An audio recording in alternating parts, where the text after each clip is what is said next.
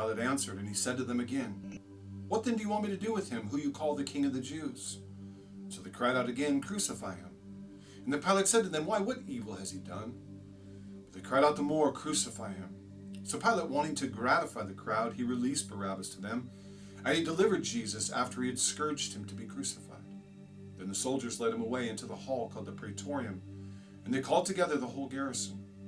And they clothed him with purple, and they twisted a crown of thorns, and they put it on his head, and began to salute him, "Hail, the King of the Jews!" Then they struck him on the head with a reed, and they spat on him. Bowing the knee, they worshipped him. And when they had mocked him, they took the purple off of him, put his own clothes on him, and led him out to be crucified.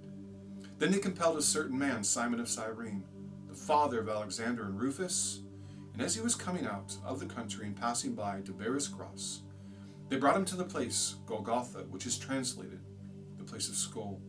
Then they gave him wine mingled with myrrh to drink, but he did not take it. And when they had crucified him, they divided his garments, casting lots for them, to determine what every man should take.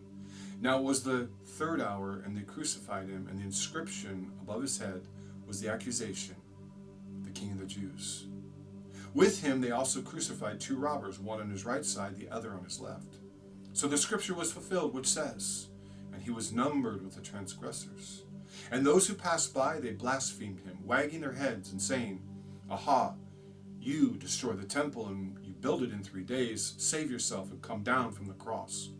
Likewise the chief priests also, mocking among themselves with the scribes, said, "He saved others, himself he cannot save.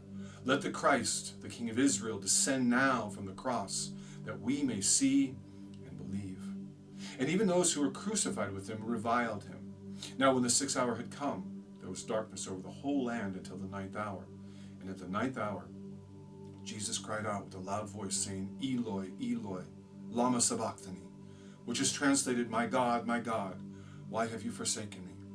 Some of those who stood by, when they heard that, they said, "Look, he is calling for Elijah."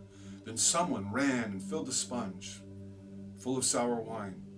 They put it on the reed, and they offered it to him to drink, saying, "Let him alone.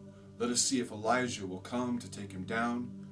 And Jesus cried out with a loud voice, and he breathed his last.